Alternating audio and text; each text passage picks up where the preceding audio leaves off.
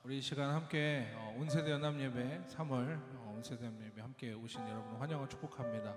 우리 함께 예수님의 고난과 또 부활을 기억하며 사순절 기간을 보내고 있는데요. 오늘 이 예배 가운데 예수님의 보혈이 여러분을 덮고 우리 교회를 덮고 우리 모든 성도님들이 또 하나 되어 나아가는 귀한 시간 되기를 기도하며 우리 함께 찬양하기 원합니다.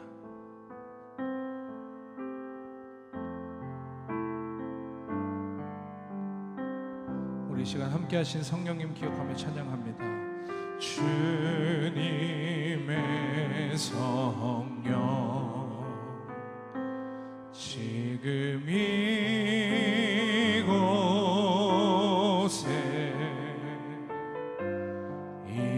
임하소서.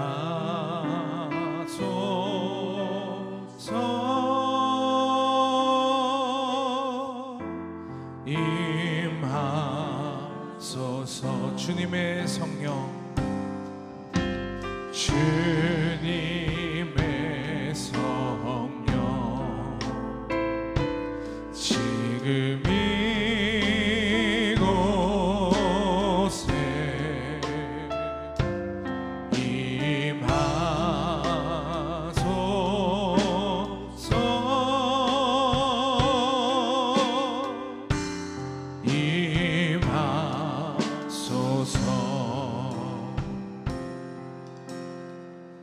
이어서 우리 보혈을 지나 함께 찬양합니다.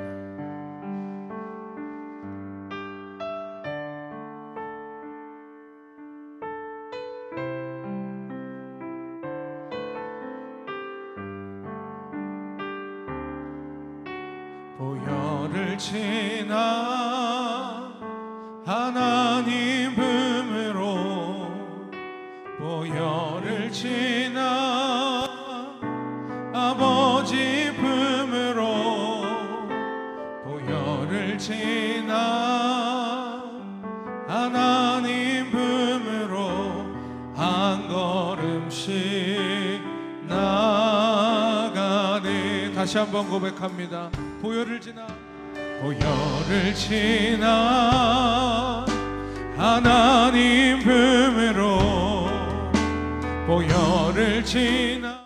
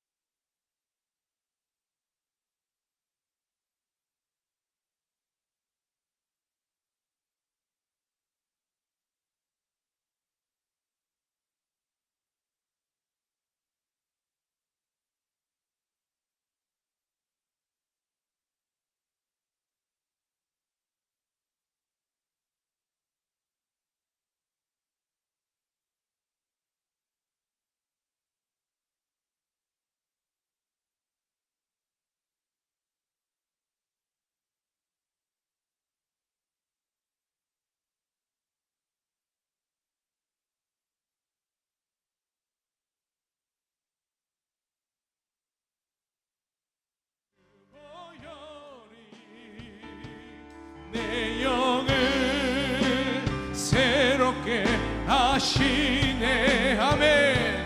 존귀한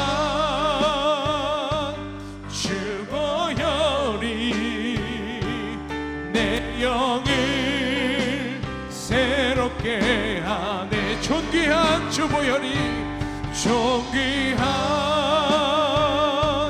주 보혈이 내 영을 새롭게 하시네. 존귀한 주 보혈이 내 영을 새롭게 하네. 존귀한 주 보혈이 존귀한 주 보혈이 새롭게 하시네. 존귀한 주 보혈이 내 영을 새롭게 하네. 예수의 보혈로 그대는 씻기어 있는가.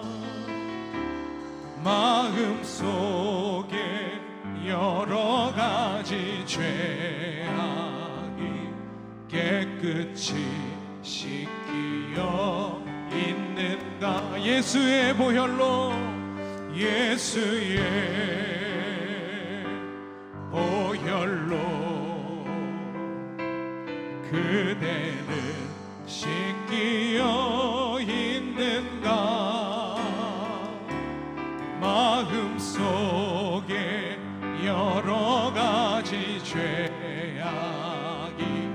깨끗이 씻기어 있는가.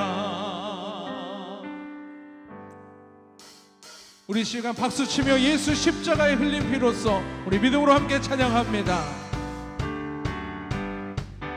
예수 십자가의 흘린 피로써 그대는 씻기어 있는가. 더러운 죄 이게 하는 능력을 그대는 참으지 주 예수와 밤낮으로 늘 함께 그대는 행동을 하는가. 아무 때나 어디서나 그대는 십자가 붙들고 있는 예수의 보혈로, 예수의 보혈로 그대는 씻기어 있는가.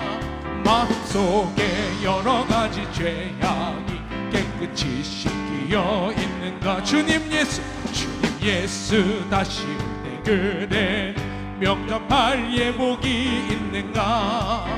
그대 몸은 거룩한 곳 천국에 들어갈 준비가 됐는 예수의 보혈로 그대는 씻기어 있는가. 마음속에 여러 가지 죄악이 깨끗이 씻기어 모든 죄에 더러워진 예복을 주 앞에 지금 다 벗어서 샘물같이 솟아나는 보혈로 눈보다 너희게 씻으라. 예수의 보혈로 그대는 씻기어 있는가.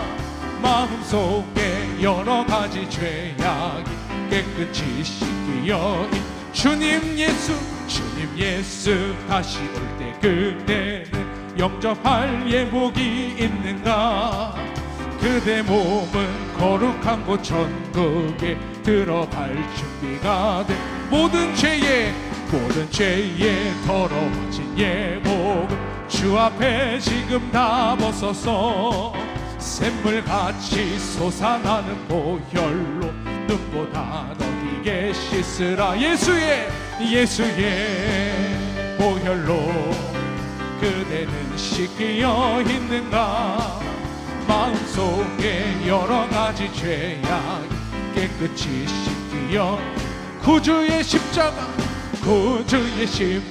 보혈로 죄 씻음 받기를 원하네. 내 죄를 씻으신 주 이름 찬송합시. 죄악을 속하여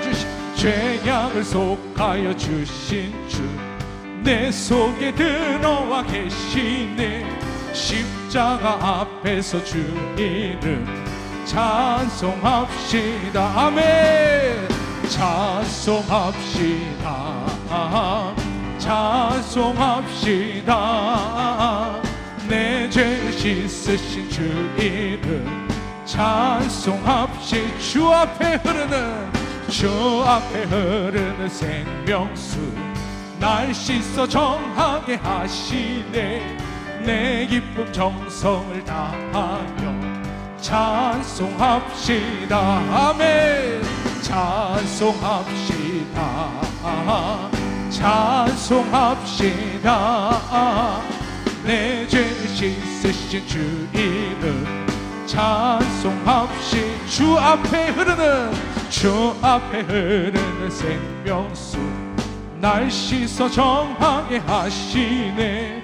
내 기쁨 정성을 다하여 찬송합시다. 아멘. 찬송합시다. 찬송합시다. 내 죄를 씻으신 주 이름 찬송합시다. 내 주께 회개한 영혼은 생명수 가운데 젖었네. 흠없고 순전한 주 이름 찬송합시다. 아멘. 찬송합시다. 찬송합시다. 내 죄를 씻으신 주 이름 찬송합시다. 주의 음성을 내가 들으니 사랑하단 말일세. 믿는 마음으로 주께 가온 나를 영접하소서. 내가 매일 십자가 앞에 더 가까이 가오니 구세주의 흘린 보배 피로써 나를 정케 주여 넓으신 은혜 베푸사 나를 받아주시고 나의 품은 뜻 주의 뜻같이 되게 하여 주소서. 내가 매일 십자가 앞에 더 가까이 가오니 구세주의 흘린 보배 피로써 나를 정케 하소서. 주의 보좌로 나아갈 때에 어찌 아니 기쁠까. 주의 얼굴을 항상 배운 더욱 친근합니다. 내가 매일 십자가 앞에 더 가까이 가오니 구세주의 흘린 보배 피로써 나를 정케 우리 구주의 넓은 사랑 증량할 자 없으며 주가 주시는 참된 기쁨도 헤아릴 수 없도다. 내가 매일 십자가 앞에 더 가까이 가오니 구세주의 흘린 보배 피로써 나를 정케 내가 매일 십자가 앞에 더 가까이 가오니 구세주의 흘린 보배 피로써 나를 정케 하소서. 아멘. 할렐루야. 우리를 주님의 보혈로 덮어 주옵소서. 아멘.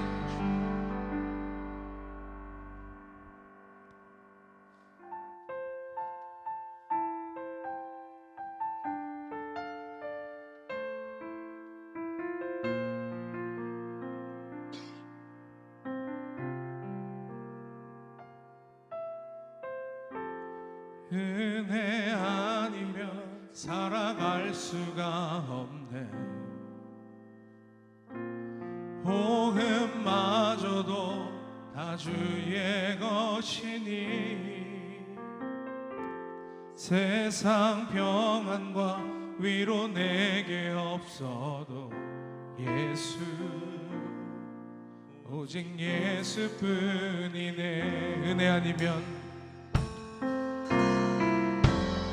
은혜 아니면 살아갈 수가 없네.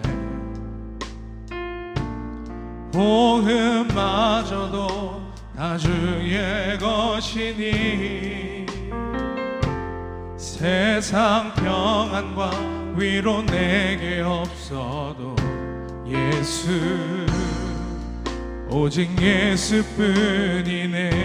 그 신계획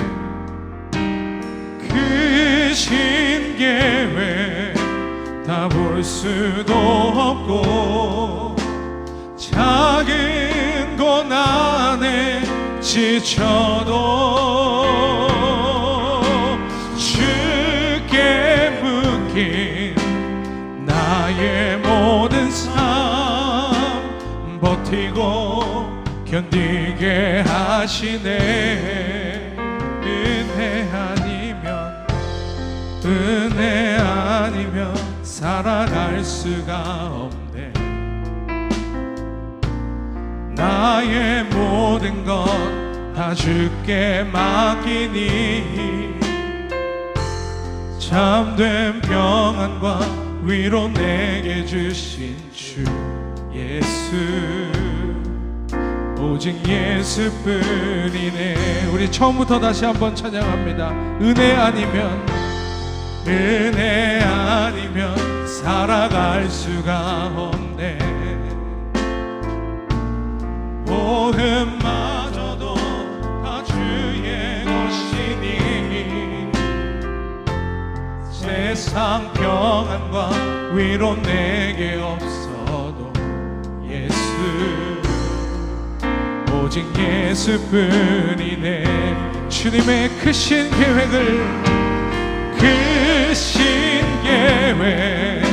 다 볼 수도 없고 작은 고난에 지쳐도 주께 묶인 나의 모든 삶 버티고 견디게 하시네. 은혜 아니면 살아갈 수가 없네. 나의 모든 것 다 주께 맡기니 참된 평안과 위로 내게 주신 주 예수, 오직 예수뿐이네. 예수 나를 오라 하네. 예수 나를 오라 하네. 예수 나를 오라 하네. 어디든지 주를 따라 주와 같이 가려네. 주의 인도하심 따라 주의 인도하심 따라 어디든지 주를 따라 주와 같이 가려네. 주가 크신 은혜 내려 주가 크신 은혜 내려 나를 항상 돌보시고 항상 돌보시고 크신 영광 보여주며 나와 함께 하시네. 주의 인도하심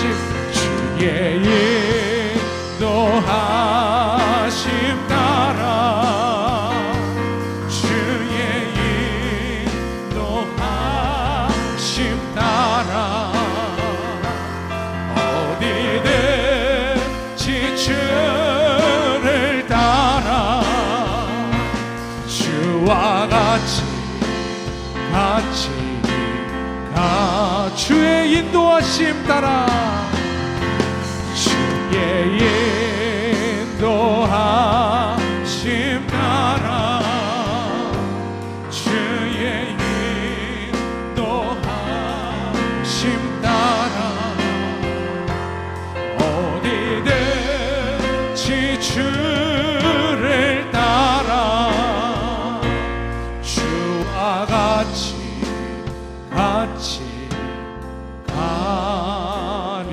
가려네.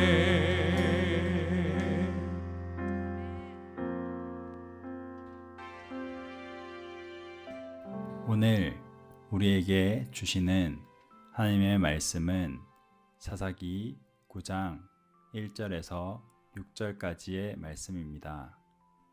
여룻바알의 아들 아비멜렉이 세겜에 가서 그의 어머니의 형제에게 이르러 그들과 그의 외조부의 집에 온 가족에게 말하여 이르되 청하노니 너희는 세겜의 모든 사람들의 귀에 말하라.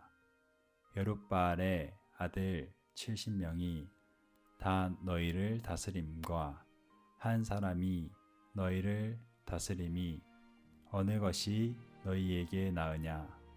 또 나는 너희와 고륙임을 기억하라 하니 그의 어머니의 형제들이 그를 위하여 이 모든 말을 세겜의 모든 사람들의 귀에 말하매 그들의 마음이 아비멜렉에게로 기울어서 이르기를 그는 우리 형제라 하고 바알브릿 신전에서 은 70개를 내어 그에게 주매 아비멜렉이 그것으로 방탕하고 경박한 사람들을 사서 자기를 따르게 하고 오브라에 있는 그의 아버지의 집으로 가서 여룻바알의 아들 곧 자기 형제 70명을 한 바위 위에서 죽였으되 다만 여룻바알의 막내 아들 요담은 스스로 숨었으므로 남으니라.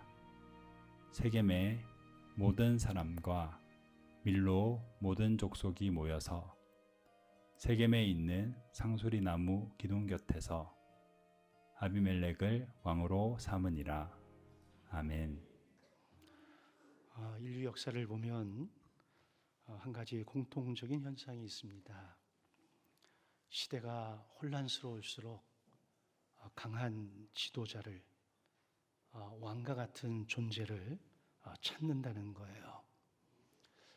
전쟁의 위기가 다가올 때, 경제가 흔들릴 때, 사회가 분열되고 혼란스러울 때 사람들은 본능적으로 나를 이끌어줄 강한 리더를 찾는다는 겁니다. 다시 말하면 미래에 대한 소망이 불분명할 때 지도자를 찾는다는 거예요. 우리 시대를 불확실성의 시대라고 이야기한 지 벌써 오래되었죠. 그런데 이 불확실성은 우리에게 불안을 낳고 불안은 단절을 만들고 단절은 결국 자기 중심성으로 흐르게 되어져 있습니다. 이게 개인이든 공동체이든 나라이든 동일합니다. 자, 이러한 시대에 사람들은 이렇게 질문할 수 있습니다. 어떤 소망과 기대감을 가지고 이 불안하고 혼란스러울 때에 우리를 이끌어줄 리더, 지도자가 누구냐라는 거지요. 누가 이 혼란한 시대를 바로잡을 수 있을까? 이런 질문이 과거에서부터 오늘에 이르기까지 반복되어지고 있는 겁니다. 물론 성경 시대에도 동일했어요. 오늘의 본문인 사사기의 그 시대도 다를 바 없습니다. 사사시대를 한마디로 표현하는 것이 사사기 21장 25절의 말씀이지요. 그때 이스라엘에 왕이 없으므로 사람마다 자기 소견에 옳은 대로 행하였더라. 왕이 없었던 것은 아닙니다. 단 눈에 보이지 않는 왕, 하나님이 왕이셨음에도 불구하고 그런 눈에 보이지 않는다라고 해서 그 하나님을 왕으로 모시지 않고 자신들의 눈에 보이는 왕을 세워달라고 요청을 했습니다. 단순히 이 구절은 정치적인 공백을 이야기하는 것이 아니라 하나님의 통치, 하나님의 다스림이 사라진 시대를 이야기하고 있는 거예요. 오늘 우리 시대도 동일합니다. 리더가 있고 지도자가 있지만 우리 그리스도인들의 궁극적인 영적 지도자는 다름 아닌 예수 그리스도야 하는데 우리는 그런 삶을 살지 못하고 있다라고 하는 겁니다. 내가 예수를 믿어도 하나님의 통치를 받아들이지 않는다. 교회가 존재한다 하더라도 그 교회가 하나님의 다스리심 앞에 순복하지 않는다라고 한다면 의미가 별로 없습니다. 하나님을 왕으로 모시지 않는 공동체는 결국 다른 왕을 만들어내기 때문에 그렇습니다. 사사기에는 많은 사사들이 등장을 하게 됩니다. 온니엘, 에훗, 삼갈, 드보라, 그리고 지난주에 이야기했던 기드온에 대한 이야기들이 질비합니다. 그런데 기드온 다음에 다음 사서로 넘어가기 전에 아주 많은 분량을 할애해서 성경은 한 인물에 대한 이야기를 하고 있어요. 바로 아비멜렉이라고 하는 인물입니다. 아비멜렉은 하나님이 세우신 사사가 아니에요. 근데 사사들의 행전 가운데에 갑자기 중간에 끼어들어서 어떤 사사보다 더 많은 분량을 할애해서 이 아비멜렉에 대한 이야기를 하고 있다라고 하는 겁니다. 좋은 이야기도 아닙니다. 불편하고 부정적인 이야기를 굳이 성경에 이 정도의 분량을 할애해서 소개하고 있는 이유가 뭘까? 분명한 이유가 있을 것이다라고 생각을 했습니다. 여러분, 이 이야기는 기드온이 죽은 이후에 일어난 이야기가 아니라 기드온이 사사로 세워지고 전쟁에 승리하고 난 다음 그 땅에 평온이 오고 안정화되어졌을 때 기드온의 사역의 후반부에서부터 시작되어진 이야기입니다. 기드온은 하나님이 세우신 사사임에 틀림이 없습니다. 그는 믿음으로 미디안 군대를 무너뜨렸습니다. 칼을 쓴 것도 아니고 창을 쓴 것도 아니고 단창을 쓴 것도 아닙니다. 그는 항아리와 횃불 그리고 나팔 이 세 가지의 무기를 가지고 들어가서 미디안 진영을 혼란스럽게 하고 그들을 다 물리쳤습니다. 아니, 이스라엘 백성들은 칼, 창, 단창 한 번도 휘두른 적이 없다니까요. 자기들끼리 놀래서 혼란스러운 가운데 치고받고 하다가 스스로 자멸을 한 거예요. 그렇게 하신 하나님의 의도는 이 전쟁이 사람에 의해서 이루어진 것이 아니라 하나님께서 싸워 이기셨다라고 하는 것을 그들에게 알려주시기 위함이었습니다.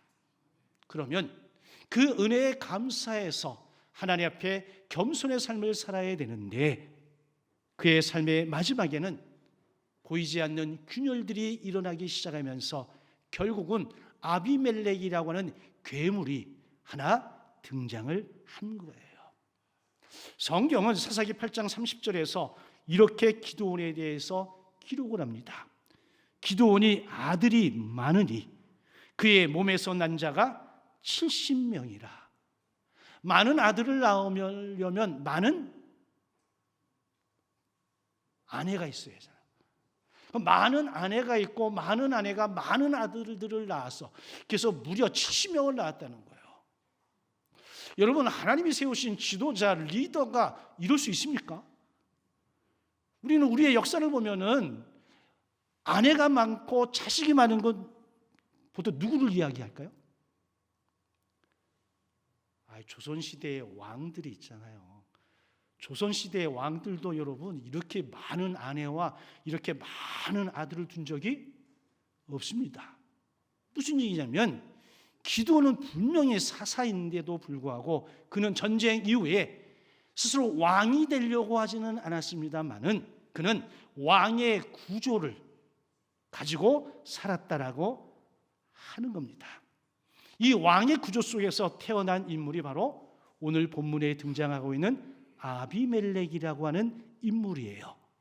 이 아비멜렉이라고 하는 이름의 뜻이 뭐냐면 내 아버지는 왕이시다 라고 하는 거예요. 이로 아비멜렉이 태어나서 스스로 자기 이름을 지은 게 아니잖아요.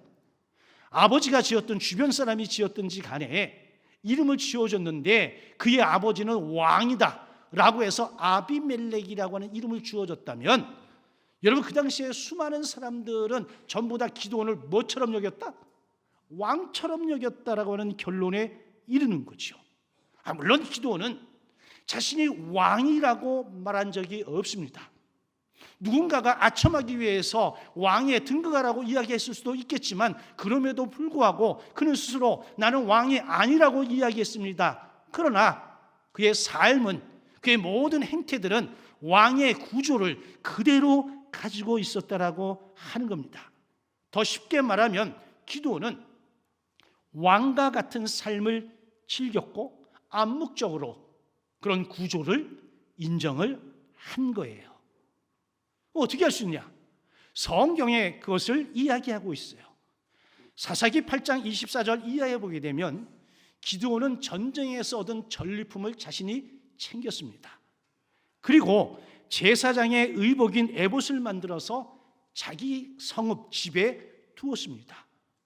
이 부분에 대해서 성경은 뭐라고 평가를 하냐면, 그로 인해서 대제사장의 의복을 만들어 자기 성읍에 둔 이 일로 인해서 온 이스라엘이 그것을 음란하게 위하게 되었다라고 이야기합니다. 성경의 음란이라고 하는 표현, 특별히 구약에서 음란이라는 표현은 우상 숭배와 직결되어지는 거예요. 에봇을 만들어서 자기 집에 둠으로 말미암아 이게 뭐가 되었다? 우상화 작업이 이루어졌다라고 하는 표현이에요. 그때는 몰랐습니다. 이걸 통해서 자신이 주목받고자 원했을지는 모르겠는데, 훗날 성경은 뭐라고 해요? 이것이 기드온과 그의 집에 올무가 되었다라고 이야기를 하고 있어요. 비록 우상을 형상화시키지는 않았지만 하나님을 의지하기보다는 그 집에 있는 에봇, 이것을 의지하게 되었기에 성경은 백성들이 음란하게 여겼다라고 표현을 하는 겁니다. 이 에봇, 이 종교적인 우상화, 이것들 오늘 우리 시대의 언어로 표현하면 종교적인 형식, 시스템, 직분, 성공, 물질 등이 여기에 해당할 수가 있습니다. 이런 것들에 대한 결과물이 누구냐? 바로 아비멜렉의 출현이에요. 그래서 구약학자인 다니엘 블록은 뭐라고 얘기하냐면, 아비멜렉은 하나님 없는 권력이 그들의 공동체를 어떻게 파괴하는지를 보여주는 이야기라고 이야기를 하고 있습니다. 아비멜렉은 왕이 되기 위해서 스스로 자신의 형제 70을 도륙을 냈습니다. 그런데 이보다 더 놀라운 사실이 있어요. 성경 사사기 9장 6절은 세겜 사람들이 아비멜렉을 왕으로 삼았다는 겁니다. 아비멜렉도 왕이 되기 위해서 형제를 70명을 죽였습니다. 그런데 그와 함께하는 공동체도 그 아비멜렉을 왕으로 삼았다라고 하는 겁니다. 이 비극은 한 개인의 문제가 아니라 공동체의 선택이 만든 비극적 사건이라고 하는 거예요. 그래서 이 이야기에서 주는 첫 번째 메시지는 분명합니다. 하나님이 아닌 왕을 세우면 그 공동체는 무너질 수밖에 없다라고 하는 겁니다. 우리 과거에도 마찬가지고 지금도 많은 리더들이 있습니다. 그 리더들이 겸손히 하나님 앞에 무릎 꿇고 나라와 백성들을 위해서 헌신했다면 그렇지 않겠지만, 그렇지 않고 자기 욕심을 과하게 부리다가 무너져 내린 지도자들을 우리는 너무나 많이 보잖아요. 종교 지도자들도 역시 다를 바 없습니다. 그러면 우리 시대의 우리 그리스도인들은 어떻게 해야 될까? 유발 하라리라고 하는 학자가 있어요. 그분이 이런 이야기를 합니다. 불안한 시대일수록 사람들은 자유보다는 안정을, 민주보다는 강한 지도자를 선택하려 한다라고 합니다. 그러면서 우리는 카리스마적 리더들을 세우지요. 근데 제가 보면 오래 가지를 못해. 한동안은 괜찮은데 이 권력이 오래 가다 보면 이게 부패하면서 오히려 더 큰 고통과 아픔을 안겨주거든요. 그렇기 때문에 오늘 우리가 겪고 있는 수많은 일들이 일어나고 있는 것은 아닐까 하는 생각이 드는 거예요. 이런 시대적 상황 속에서 우리 그리스도인들이 해야 될 것은 첫째, 하나님을 나의 왕으로 모셔야 된다고 하는 겁니다. 내 보좌에 내가 앉는 것도 아니요, 다른 왕이 앉는 것도 아니라 누가 앉으셔야 돼요? 하나님이 앉으셔야 됩니다. 두 번째는 권력이 아닌 절대 기준인 하나님의 말씀을 붙들어야 된다고 하는 겁니다. 여러분, 권력이라는 것은 나라의 권력만이 아니라 가정에도 권력이 있고요, 교회에도 권력이 있고요, 그룹과 공동체마다 다 권력이라는 게 존재하는 거예요. 그런데 이 권력이 우리의 모든 판단의 기준이 되면 안 되고 절대 기준인 하나님의 말씀이 우리의 기준이 되어져야 된다라고 하는 겁니다. 세 번째는 자신을 드러내는 것이 아니라 하나님을 드러내야 되는 것. 이게 여러분 우리 그리스도인들이 가져야 될 마음의 자세와 태도라고 하는 겁니다. 이처럼 아비멜렉 시대가 굉장히 혼란스러운 시대였는데 이때 한 사람 등장을 합니다. 그의 이름을 성경은 요담이라고 기록을 하고 있어요. 이 요담도 기드온 아들 가운데 하나요, 막내입니다. 아비멜렉의 이복 형제예요. 아비멜렉이 형제 70명을 죽일 때에 살아남은 유일한 생존자가 요담입니다. 이 요담이 그 시대의 상황을 풍자해서 한 이야기가 오늘 성경에 기록이 되어져 있습니다. 나무들이 왕을 세우려 한다는 겁니다. 먼저 감람나무에게 갔습니다. 감람나무에게 우리의 왕이 되려고 요청을 했어요. 그랬더니 감람나무가 하는 말이 내 기름을 버리고 왕이 되겠느냐. 왕이 되지 않겠다는 거예요. 다음으로 무화과 나무에게 갔습니다. 우리의 왕이 되어 주십시오. 그랬더니 내 단 것을 버리고 왕이 되겠느냐라고 거절합니다. 그 다음에 누구에게 가냐? 포도나무에게 갑니다. 그래서 포도나무는 뭐라고 말하냐면 하나님과 사람을 기쁘게 하는 포도주를 버리고 왕이 되겠느냐라고 말합니다. 이 세 나무는 모두가 다 왕이 되기를 거절을 했습니다. 그런데 이 세 나무에 공통점이 있더라고요. 그 공통점이 뭐냐? 이 세 나무는 다 열매를 맺을 수 있는 나무였어요. 근데 왕이 되기를 거절합니다. 여러분, 감람나무가 감람나무에 열매를 맺는 거, 무화과나무가 무화과나무에 열매를 맺는 거, 포도나무가 포도나무에 열매를 맺는 것, 이것은 여러분 이 나무들의 사명이고 역할이에요. 내게 주어진 본래의 역할을 망각하고 내가 왕이 되기를 거절했다라고 하는 거거든요. 그런데 마지막에 등장하는 나무가 가시나무예요. 이 가시나무에게 가서 말을 합니다. 우리의 왕이 되어 주십시오. 그랬더니 가시나무가 뭐라 그러냐면 그래, 내 그늘 아래 피해. 여러분, 가시나무가 그늘이 있을까요? 가시나무에는 잎이 없어요. 제가 예전에 성지순례를 가서 이집트를 횡단을 하다가 중간쯤에 차를 세우고 가이드가 우리 무리를 데리고 한 50m 정도, 100m 정도 이렇게 걸어서 사막 안쪽으로 들어갔어요. 들어갔는데 뭐 빼짝 마른 나무 한 그루가 있더만. 근데 제 머리 위쪽으로 가시가 이렇게 있어. 그리고 그 아래로는 가시도 없어. 지나가는 염소나 양들이 자기 키에 해당되는 가시는 다 갉아 먹어버린 거예요. 거기에 그늘이 있을까요? 그늘이 하나도 없어. 여러분, 그 나무를 오랫동안 볼 일이 없잖아. 그래서 보고 그래? 그러고는 빨리 차로 돌아왔던 기억이 있어요. 근데 가시나무는 그늘이 없어.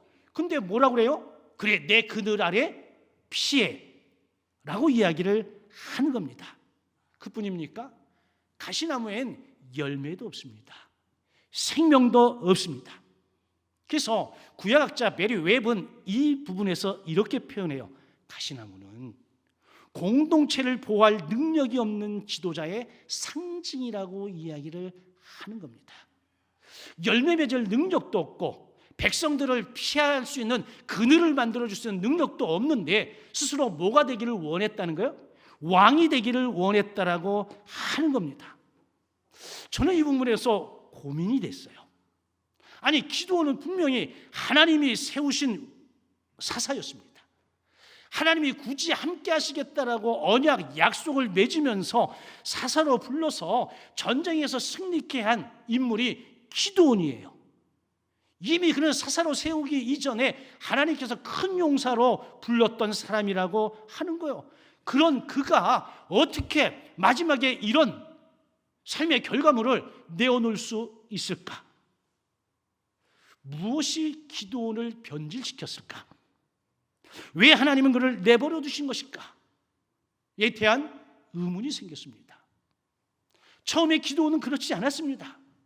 하나님의 말씀을 하나님의 말씀으로 알고 경청해서 여러분 군사 3만 2천에서 10,000명으로 10,000명에서 300명으로 줄였습니다.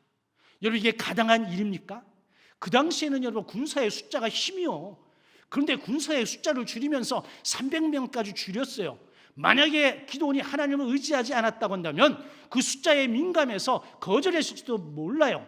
그런데 순응하고 순종하잖아요. 300명까지 내려가잖아요. 아, 무기를 줬는데 무기가 칼도 활도 창도 단창도 아니라 기껏해서 뭐 항아리, 횃불, 나팔, 이 말이 됩니까? 근데도 순종하잖아요. 이 순종의 결과로 결국은 승리하잖아요. 그랬던 그가 어떤 이유 때문에 변질되었을까? 여러분, 처음에는 그 전쟁에 대한 두려움 속에서 살아나야 되니까 하나님의 말씀을 경청을 했습니다. 근데 권력의 자리에 올라서 권력을 쥐고 나서 보니 이게 좋은 게 꽤 많았던 모양이죠. 처음부터 180도 변한 게 아니라 조금씩 물들어가면서 변질되어졌습니다. 그래 사사기 8장 27절에 봤더니 기드온이 그 금으로 전리품으로 얻은 그 금으로 에봇 하나를 만들어 자기의 성읍 오브라에 두었더니 온 이스라엘이 그것을 음란하게 위함으로 그것이 기드온과 그의 집에 올무가 되었다라고 하는 겁니다. 물론 기드온은 의도적으로 우상을 만든 것은 아닙니다. 그저 자신의 종교적인 권위를 상징화하고 싶은 마음이 있었을 따름입니다. 그런데 결과적으로는 종교적인 타락의 통로가 되어져 버리고 말았다라고 하는 겁니다. 그러면 기드온이 왜 이렇게 되어졌을까? 첫째, 여러분 성공 이후에는 하나님보다 자신을 의지했기 때문에 그렇습니다. 우리 인생들도 다를 바 없습니다. 처음에 뭔가를 얻을 때에는 여러분 을의 입장이 되기 때문에 모든 것을 수용하려고 합니다.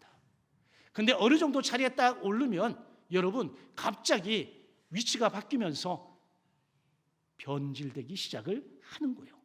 두 번째, 왕은 아니었으나 왕과 같은 종교적인 권력 그 중심 인물이 되어졌다라고 하는 겁니다. 이 부분은 우리 시대의 아픔이기도 합니다. 이 부분을 정리하면서 저도 많은 생각을 하게 되어졌어요. 세 번째는 그 당시 주변 문화에 영향을 받았습니다. 초창기에는 하나님의 말씀 이게 절대 기준이었기 때문에 다른 것에 영향을 받지 않았는데 어느 정도 권력을 가지고 나서 그 다음부터는 주변의 영향을 받으면서 스스로 왕의 구조를 만들어갔다라고 하는 거예요. 네 번째, 하나님이 함께 하신다는 약속은 인간의 모든 행동을 승인한다는 의미가 아니라 하나님께서 이스라엘을 구원하시겠다라고 하는 이 부분에서의 한계가 분명히 존재하는 것인데 이걸 갖다가 뛰어 넘어버렸다는 겁니다. 누가? 본인 스스로의 생각에. 다섯 번째, 하나님이 기드온을 그대로 내버려 두신 것은 우리에게 교훈을 주시기 위함이다. 인간 지도자 완전하지 않음을 우리에게 보여주고 있는 거예요. 자, 기드온의 변질되어져 가는 모습을 보면서 우리가 기억해야 될 것이 있습니다. 첫째, 성공 이후에 영적인 경계가 반드시 필요하다라고 하는 겁니다. 경계가 무너지는 순간 우리는 여러분 나락으로 떨어지게끔 되어져 있습니다. 한 번에 떨어지는 게 아니죠. 이게 쌓이고 축적되어지면 어느 날 헤어날 방법을 찾을 수가 없이 무너집니다. 두 번째, 인간 지도자는 그가 누구이든지 간에 변질될 수 있다. 여기엔 누구도 포함돼요? 나 자신도 포함되어집니다. 여러분은 처음 예수를 믿고 신앙생활을 시작해서 오늘의 모습을 보면 어떻습니까? 오히려 하나님 앞에 점점 더 순수해집니까? 더 정직해집니까? 아니면 뭔가를 자꾸만 숨기려고 하는 겁니까? 여러분, 기도원이 초창기에는 전쟁에서 이겨야 하기 때문에 하나님 앞에 묻고 기도했습니다. 근데 권력을 가지고 난 다음부터는 하나님 앞에 묻지 않습니다. 기도하지 않습니다. 왜? 내가 하나님 앞에 물어보고 기도하면 하나님이 뭐라고 말씀하실지 이미 알고 있거든. 그러니까 기도하면 인간적으로 보면 누가 손해야? 내가 손해야. 아니, 내가 욕심을 내려놓고 마음을 먹으면 모르겠지만 그렇지 않고 이 부와 명예와 권력을 누리고 싶은 마음이 조금이라도 있다고 한다면 기도할 수 없는 거잖아요. 하나님 앞에 물을 수가 없잖아. 그러니 점점점 하나님으로부터 멀어지는 결과를 가져오게 되어졌다라고 하는 거고, 이에 대한 결과물이 괴물인 아비멜렉이 왕이 된 거예요. 자, 이런 이야기 속에서 장면을 좀 바꿔볼게요. 이런 이야기가 씁쓸한 이야기라고 한다면 또 다른 왕의 행렬을 우리는 봐야 됩니다. 종료주일에 예루살렘 성에 수많은 백성들이 모여들었습니다. 그들에게는 종려나무 잎이 손에 들려져 있고 모든 사람이 떼창을 했습니다. 뭐라고? 호산나라고. 우리를 구원해 달라고 외치고 또 외쳤습니다. 그들은 왕을 기다리고 있었습니다. 그들이 기다리는 왕은 메시아적 왕입니다. 권력과 힘, 이것을 가지고 와서 로마의 식민지를 받고 있는 자신들을 구원해 줄 수 있는, 그 로마를 박살내고 자신들을 구원해서 자신들에게 부와 명예를 안겨다 줄 수 있는 이런 위대한 왕을 소망하고 기대했습니다. 그런데 그들 앞에 나타난 왕은 조그만 나귀 새끼를 타고 사람들이 벗어던진 그 옷을 통해서 예루살렘 성을 향해 들어왔습니다. 이것은 우연이 아닙니다. 이미 성경이 오랜 전부터 예언으로 기록해 놓은 말씀이에요. 스가랴 9장 9절에 봤더니 보라, 내 왕이 내게 임하시나니 그는 겸손하여 나귀를 타셨도다. 여기서 질문. 여러분, 이스라엘 백성들, 유대인들은 구약에 능통한 사람들이고 율법을 통해서 율법을 암기하는 정도의 사람들이에요. 그럼 그들이 스가랴 9장 9절의 말씀을 몰랐을까요? 하나님께서 그들에게 보내시는 메시아가 어떤 존재인지 어떤 모습으로 올지 몰랐을까요? 알았죠. 알았음에도 불구하고 그들은 그 말씀을 수용할 수가 없었던 거죠. 이게 문제라는 거예요. 하나님은 여전히 우리에게 말씀하십니다. 우리가 말씀을 몰라서 죄를 짓는 것이 아니라 말씀을 알지만 내 욕심이 말씀보다 더 크기 때문에, 그게 더 땡기기 때문에 말씀을 외면하고 내 욕구를, 내 소망을 앞세웠다라고 하는 거예요. 그래서 신약학 학자인 앤드루 라이트는 이렇게 표현했습니다. 예수님의 예루살렘 입성은 왕의 행렬이지만 동시에 세상의 왕권을 뒤집는 사건이라고 표현을 했어요. 사람들은 위대한 힘을 가진 왕을 기대했습니다. 그러나 하나님은 겸손한 왕을 보내셨어요. 자, 이 지점에서 요담의 비유와 연결시켜서 제가 이야기를 해볼게요. 요담의 비유에는 가시나무 왕이 등장을 했습니다. 근데 복음서에는 또 다른 가시가 등장합니다. 예수께서 머리에 쓰신 가시 면류관입니다. 여러분, 예수님이 십자가에 달리실 때 군인들은 그 머리에 가시 면류관을 씌우셨습니다. 왜 가시일까요? 아프게 하려고? 비난하고 조롱하려고? 물론 그런 이유도 있습니다. 그러나 성경은 더 깊은 상징을 우리에게 보여줍니다. 요담의 비유에서 가시나무 왕은 사람을 태워 죽이는 왕이었습니다. 근데 예수님은 가시면류관을 쓰시고 자신이 오히려 죽음을 맞이하는, 자신의 생명을 내놓는 왕이 되셨습니다. 아비멜렉은 사람을 죽여 왕이 되었지만 예수님은 사람을 살리기 위해서 스스로 죽음의 자리에 나아가셨습니다. 그래서 팀 켈러는 이 부분을 이렇게 설명합니다. 사람들은 힘이 있는 왕을 원하지만 하나님은 십자가의 왕을 보내셨다. 여러분, 우리가 원하는 왕은 누구일까요? 우리의 욕심을 따른다면 우리도 힘과 권력과 능력을 가지고 있는 왕이면 좋겠습니다. 그런데 때때로 하나님은 우리의 생각과 너무나 다를 때가 많지요. 오히려 하나님은 우리에게 역설적으로 십자가를 칠 수 있는 왕을 보내신다라고 하는 겁니다. 물론 우리 시대에도 강한 리더십을 가지고 있는 리더를 찾기를 원할 거예요. 그러나 성경은 우리에게 묻는 겁니다. 그 지도자가 십자가를 따르느냐는 거예요. 그 지도자가 강한 리더십을, 이게 아니라 강한 리더십을 가지고 있다 하더라도 그가 자기의 영광을 위한 것이냐 아니면 십자가를 따를 수 있느냐라고 하는 거예요. 존 파이퍼가 이렇게 말합니다. 십자가 없는 리더십은 결국 인간의 영광을 위한 리더십이 될 수밖에 없다. 여러분, 우리는 크든 작든 나름대로의 리더입니다. 여러분들 가정에서도 리더요, 여러분들의 그룹에서도 리더요, 교회에서도 리더일 수 있습니다. 사순절을 보내면서 우리는 다시 한번 질문해야 됩니다. 나의 왕은 누구인가? 정직하게. 여러분, 왕이신 주님 앞에 나가실 수 있겠습니까? 그 왕이신 주님 앞에 나가서 무릎을 꿇고 기도할 수 있겠습니까? 만약에 내게 욕심이 있다면, 내게 욕망의 그늘이 더 크다고 한다면 여러분, 우리는 그 자리에 나가지 못할 거예요.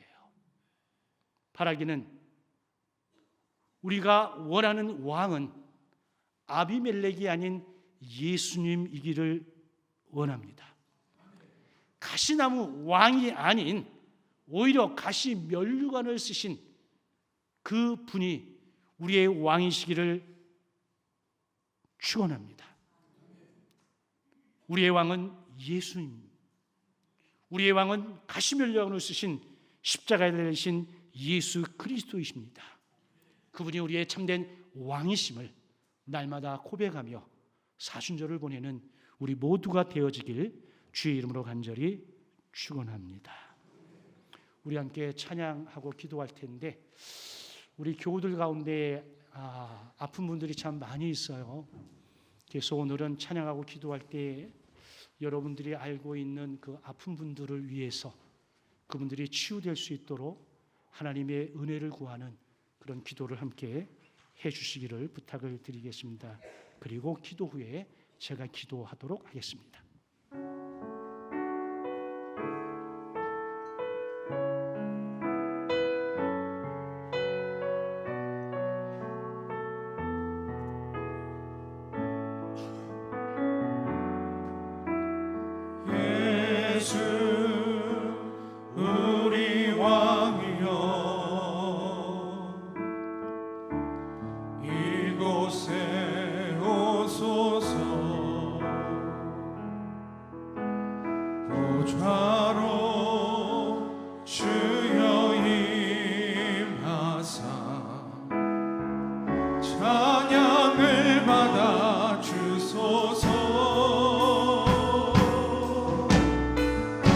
주님을 찬양하오니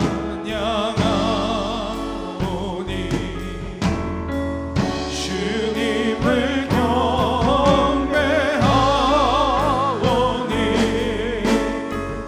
왕이신 예수여 오셔서 좌정하사 다스리소서. 다 같이 한 목소리로 기도합니다.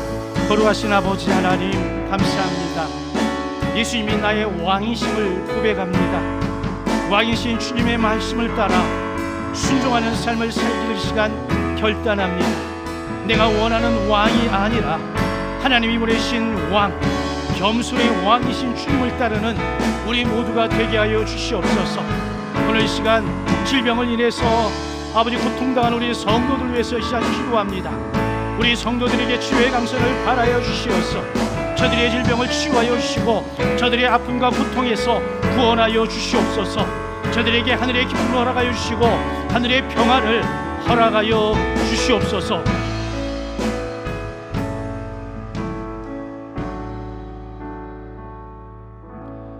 우리의 죄를 짊어지시고 고난의 길을 걸어가신 예수 그리스도의 사랑을 감사합니다. 우리의 삶을 돌아보니 겉으로는 괜찮은 것 같지만 속에는 여전히 상처와 아픔과 고통이 있음을 시간 고백합니다. 말로 인한 상처, 관계 속의 아픔, 용서하지 못한 마음들, 지치고 무너진 이 영혼, 상한 육신, 이 시간 주님의 십자가 앞에 모두 내려놓습니다. 이 시간 주여 우리의 상한 마음을 어루만져 주옵소서. 깨어진 관계를 회복시켜 주옵소서. 굳어진 마음을 부드럽게 하여 주시옵소서. 상한 육신 질병들에서 우리를 구원하여 주시옵소서. 이사야의 말씀처럼 그가 채찍에 맞음으로 우리가 나음을 입었도다라고 하는 말씀이 오늘 이 시간 우리에게 성취되어지도록 은혜를 허락하여 주시옵소서. 예수님의 이름으로 기도하옵나이다. 아멘. 우리 옆에 계신 분 인사하겠습니다. 사랑하고 축복합니다.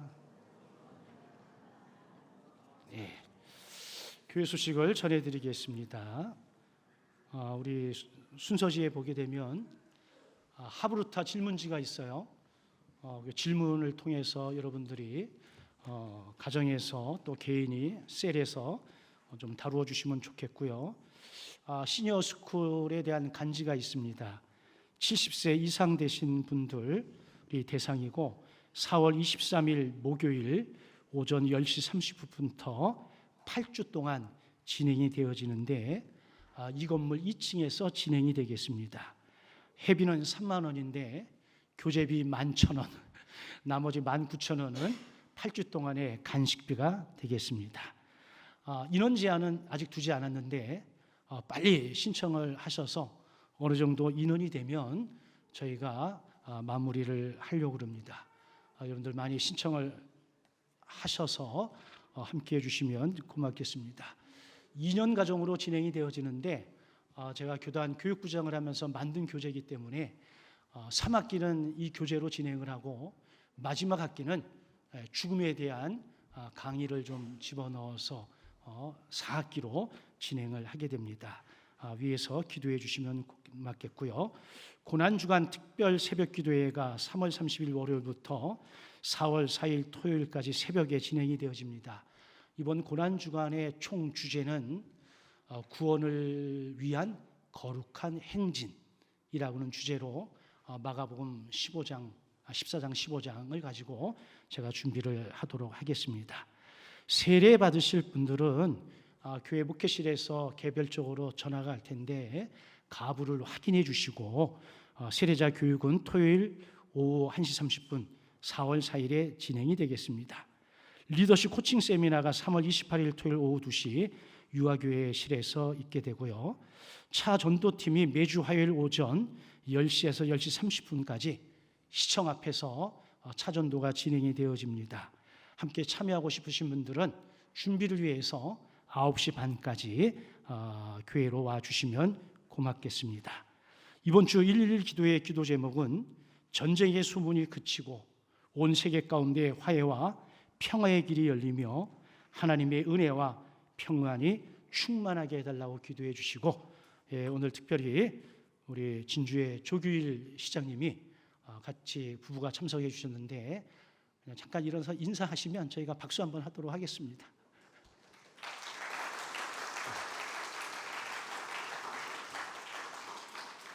예, 감사합니다. 자, 이 시간에 이 세상에 처음 태어나죠. 태어나서 처음 교회를 찾아온 우리 소은이를 위해서 우리가 축복하는 시간을 갖도록 하겠습니다.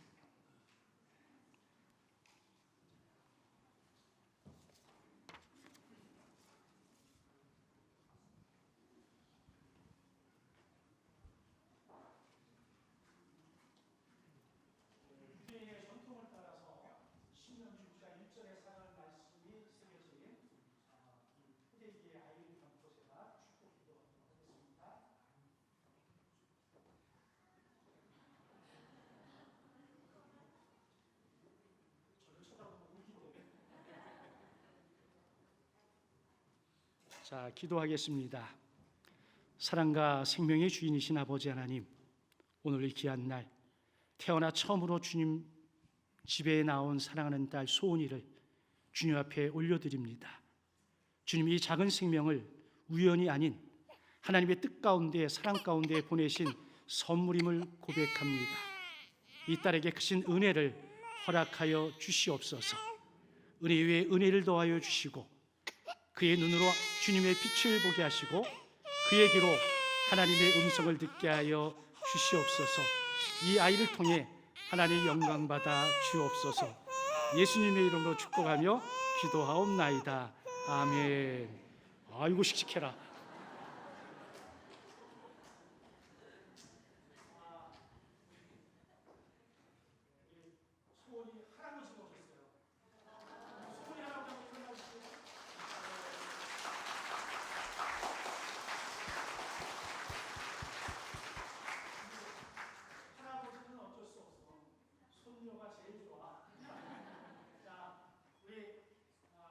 김기웅 어린이가 우리 소은이를 위해서 축하의 편지를 낭송하겠습니다.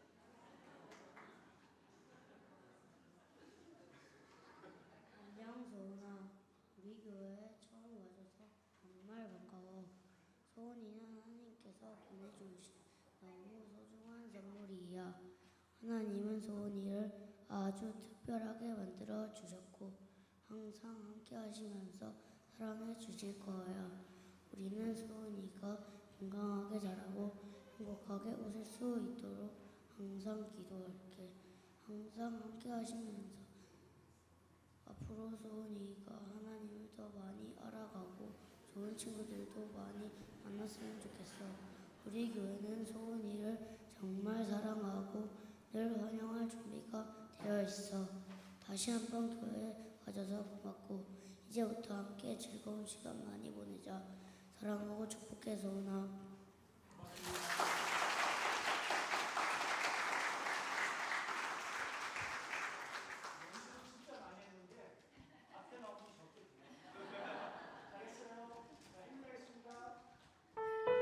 네, 우리 소은이가 지나갈 때 두 팔을 벌려서 우리 축복해 주면서 함께 찬양하겠습니다.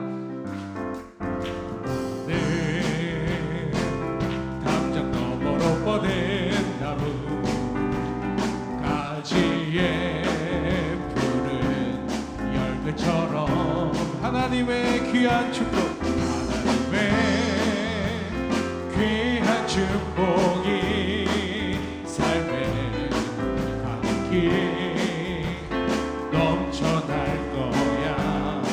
너는 어떤 시련이 와도, 너는 어떤 시련이 와도 내게 이겨낼 가만히 있어. 전능하신 하나님께서 너와 언제나 함께 하시니 우리 두 팔을 뻗어서 축복합니다. 너는 하나님의 사랑, 아름다운 하나님의 사랑,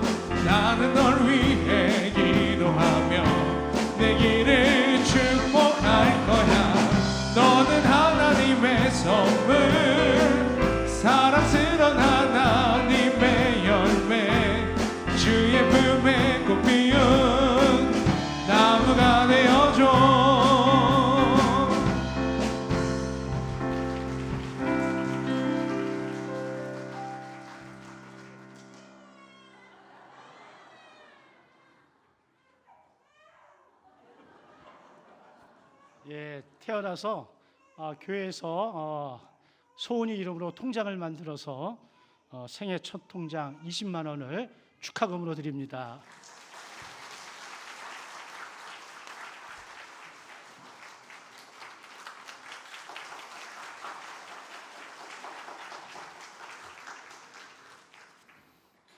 자, 우리 폐회 찬송 부르고 축도로 예배를 마치도록 하겠습니다.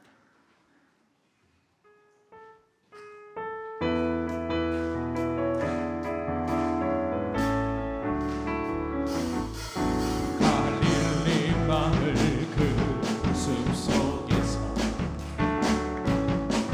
주님 그 11제자 다시 만나시사 마지막 그들에게 말씀하시기를 너희들은 가라져 세상으로 가서 제자 삼으라 세상 많은 사람들을 세상 모든 영혼이 내게 달렸나니 가서 제자 삼으라 나의 길을 가르치라 내가 너희와 항상 함께 하리라. 거룩하고 존귀하신 아버지 하나님, 오늘도 예배하는 예배자들이 마음과 뜻과 정성을 담은 예물을 하나님께 올려드립니다. 드리는 손길들 기억하시고 하늘의 신령한 복을 허락하여 주시옵소서. 드려진 예물들은 주의 영광을 위해서 귀하고 아름답게 가치 있게 열매 맺는 일에 쓰임받도록 하나님 복을 내려 주옵소서. 이제는 우리 주 예수 그리스도의 크신 은혜와 하나님 아버지의 극진하신 사랑하심과 성령님의 감화감동 보호 인도하심이 오늘 이 예배에 참여한 우리 모든 믿음의 가족들 머리 위에 이제로부터 영원토록 함께 하시기를 간절히 축원하옵나이다. 아멘.